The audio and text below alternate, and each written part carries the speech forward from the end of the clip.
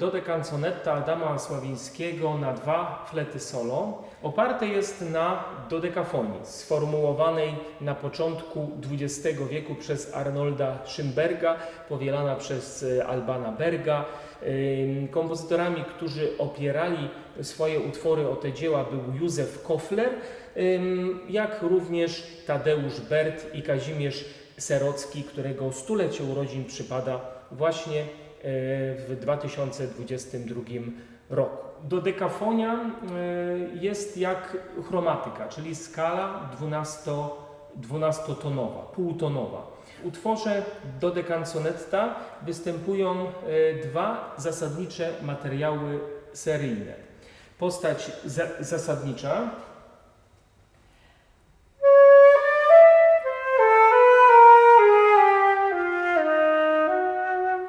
i jej inwersja.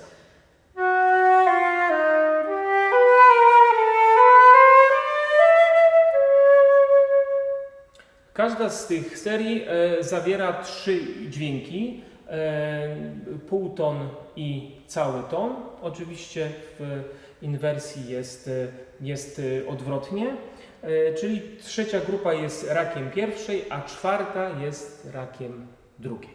Tak, stosowane są również transpozycje serii i powtarzanie dźwięków. Na przykład serie łączą się wspólnym dźwiękiem, tak jak między taktami 29 do 33 obserwujemy, że wspólnym dźwiękiem jest dźwięk fis, który kończy inwersję i jest początkiem raka inwersji. Zaprezentujemy.